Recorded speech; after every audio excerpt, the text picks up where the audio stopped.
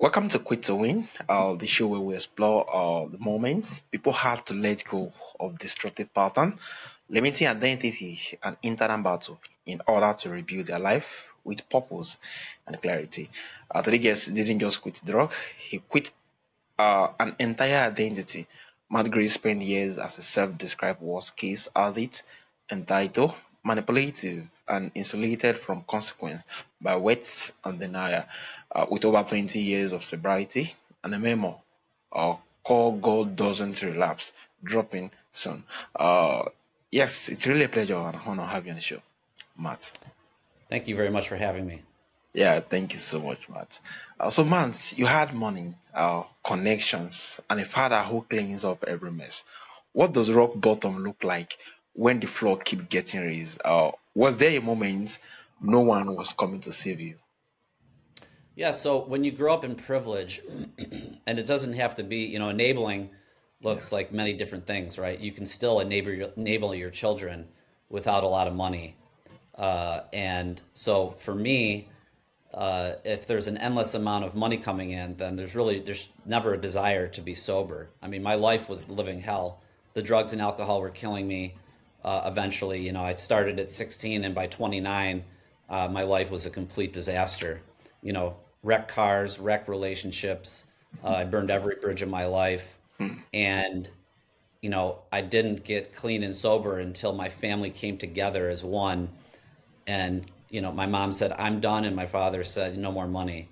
And so when that bridge collapsed, then I finally had to face some hard questions. wow, that was might have pretty be a whole lot being that.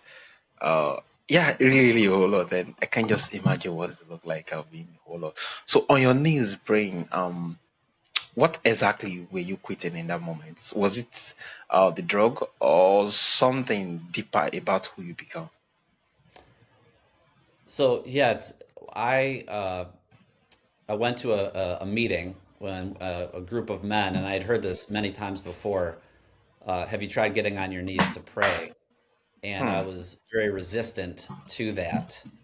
And I think the only reason why I went to a meeting and I finally had enough pain that I was willing to try what was suggested. And when I got on my knees, I was just asking God to spare me that out of a life of agony and torment.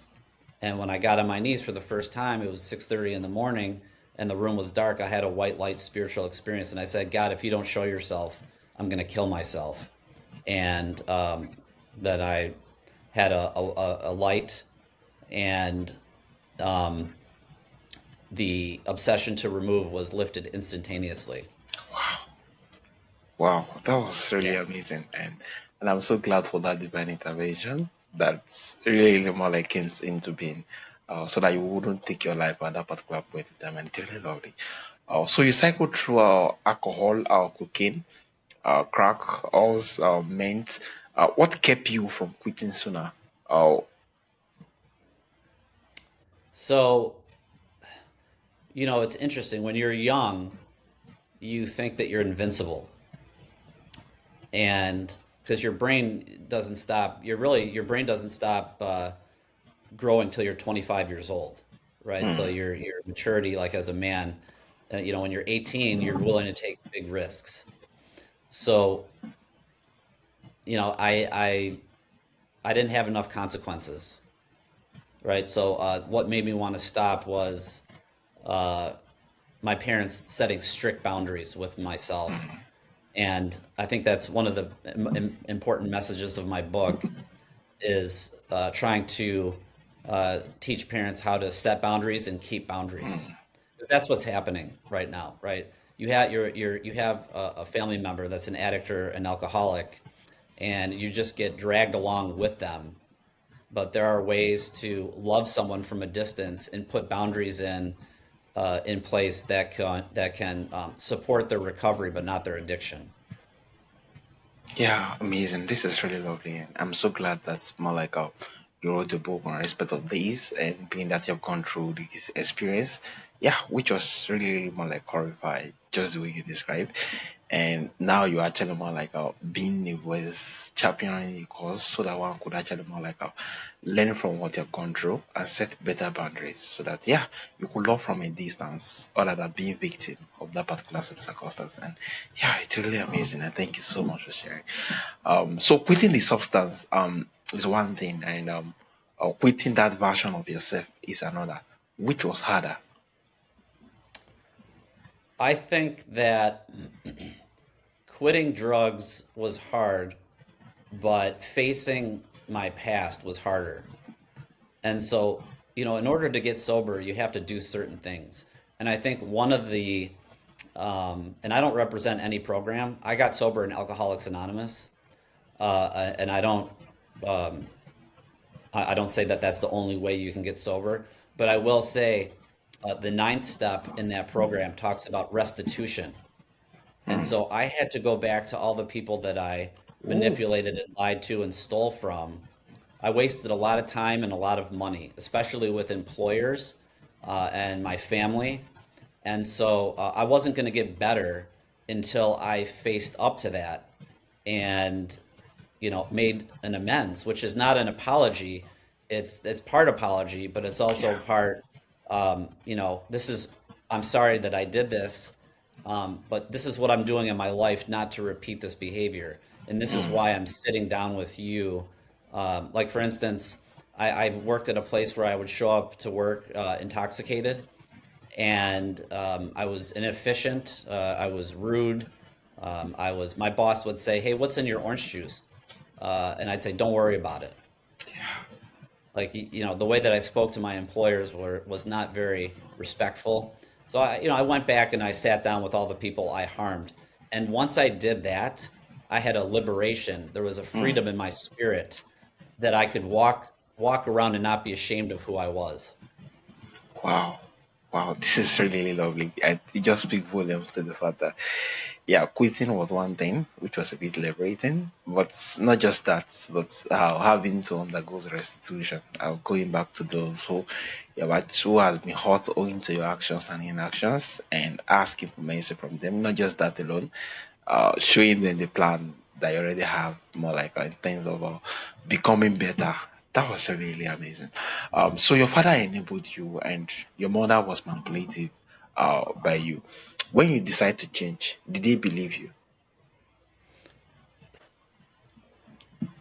Well, I was living with my mom, and I came home from a 3-day crack and alcohol binge. And when I walked in, she started crying because I looked like Hmm. I'm 6 feet tall and I weighed 129 pounds.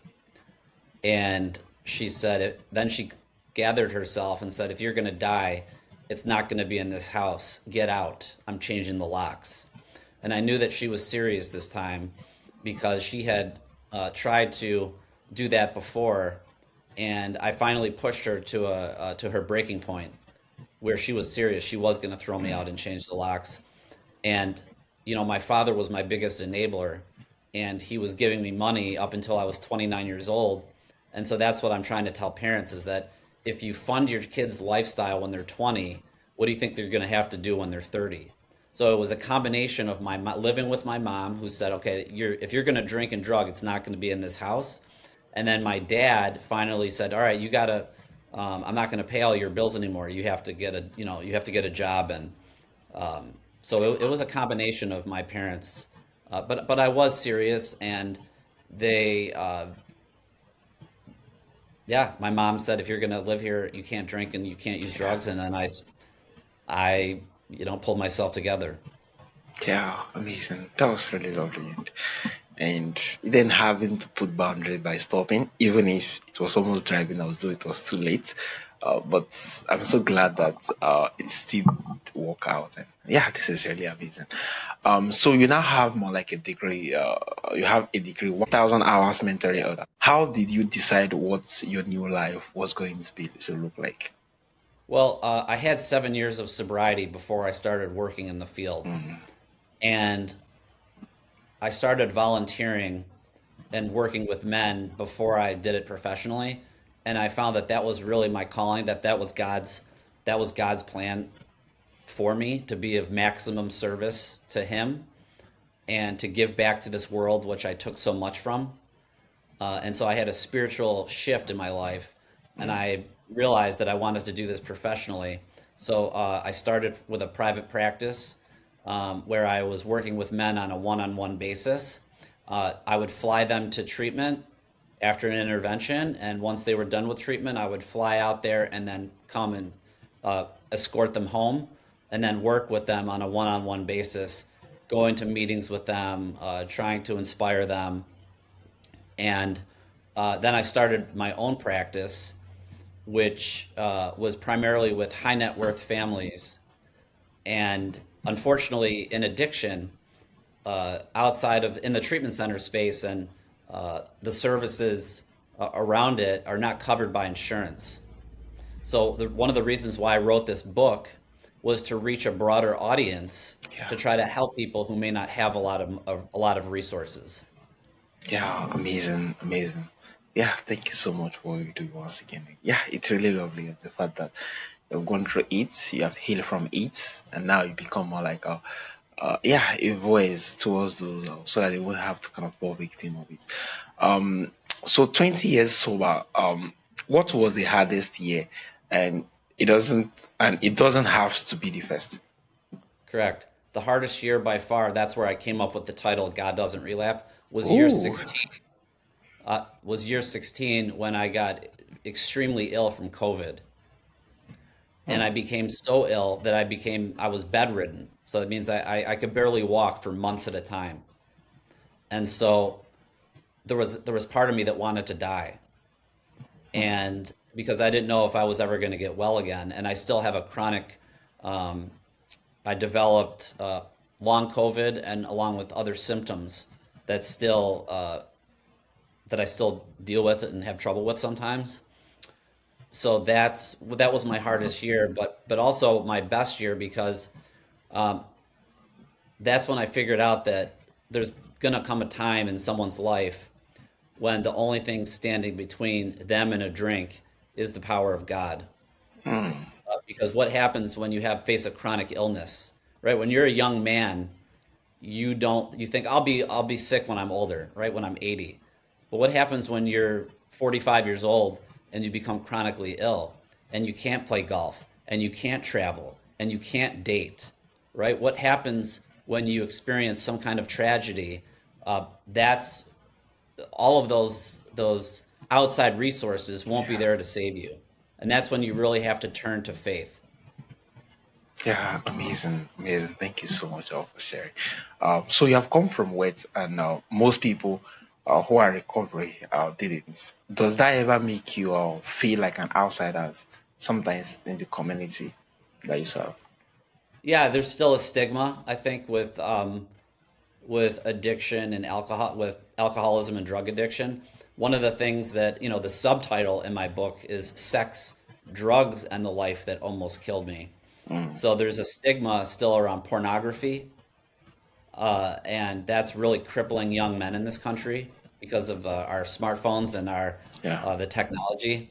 And so I open up about how um, strip clubs, uh, high-end prostitutes, gambling, a very fast life led me to a very lonely life. And so I'm wanted to. My book is very raw and open and honest about a lot of things, and I'm trying to help men who are maybe ashamed to talk about it.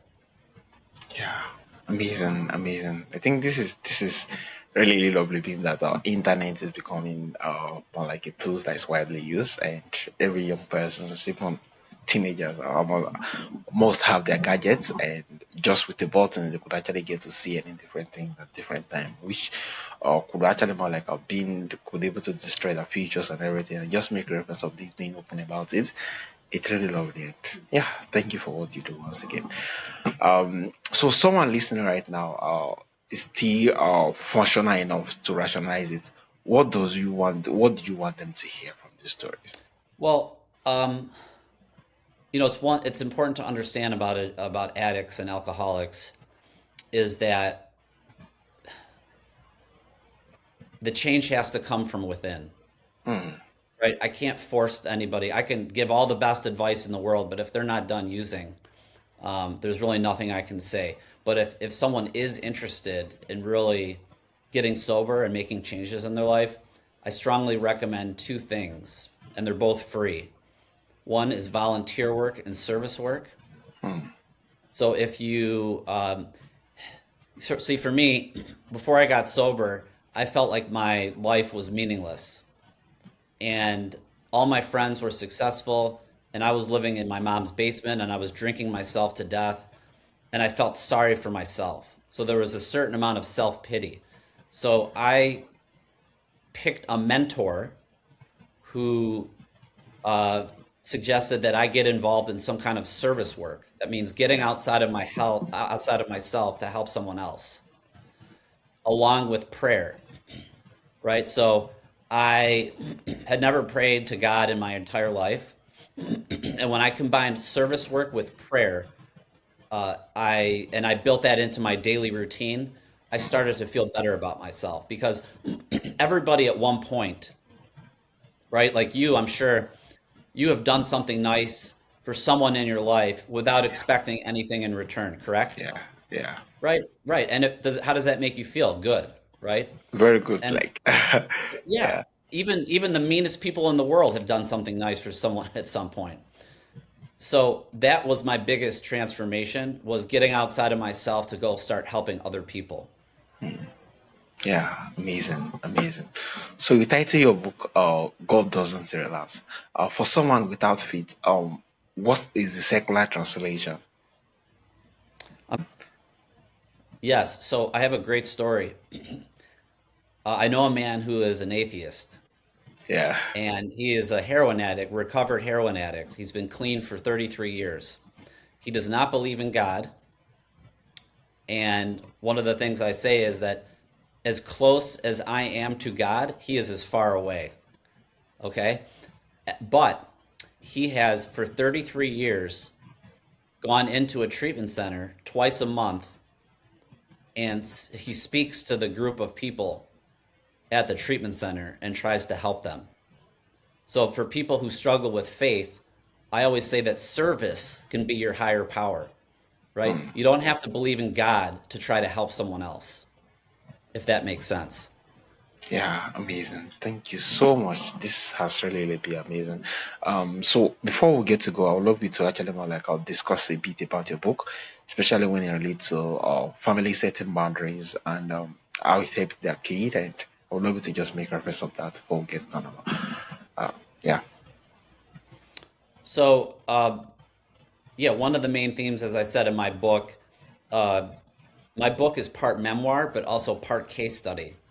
And so, in between every chapter, I have an interlude, which is italicized, and I put a lot of case studies in the book for families to follow.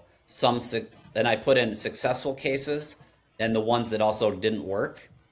And so, it's really a guide to, and one family in particular, they actually wrote a nice letter for me, and they it was a mother, father, and a son, and they weren't communicating at all. Their family had broken down. See, there's a misconception in this country. They think that just that their son, if my son just goes and fixes himself, then everything will get better. But the family has to look at their own patterns and their own Yeah. behavior. So this family, very wealthy by the way, put their ego aside and met every week with a family therapist for a year. Because they did the work, the family recovered together. Mm. You understand what I'm saying? Yeah, I do. Right? Okay, so there's this uh, misnomer in this country that oh, it's my husband or it's my daughter, the person who goes to treatment, they're the ones that has to fix themselves. I don't have to do any work. But unfortunately, a lot of families don't want to look at their own behavior. But that's one thing that I'm trying to highlight.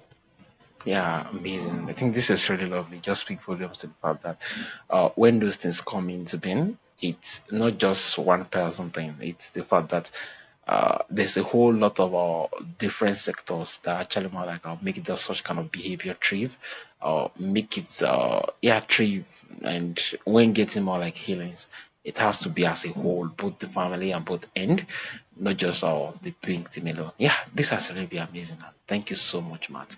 Your story is a proof that no amount of weight, access, or enablement can outrun the cost of addiction. Only the decision to quit. Yeah, yeah. His memoir, God Doesn't Relapse, is available in Amazon, and definitely the link is going to be on the show notes. Once again, it's really a pleasure and honor to have you on the show, Matt. Thank you so much. Yeah, thank you. So, Matt, for my audience who would love to reach out, either more like having some couples of questions or to connect with you and read more of your work, how can they reach out to you and where is the best platform? Yeah, my website is mattgrace.com. Yeah, www.mattgrace.com. And if you have any questions, you can email me at hello@mattgrace.com. yeah. Thank you so much, Matt. And definitely the link is going to be on the show notes for my audience to easily reach out. Once again, it's really a pleasure and honor having you on the show, Thank Matt. you so much. Thank you. Yeah.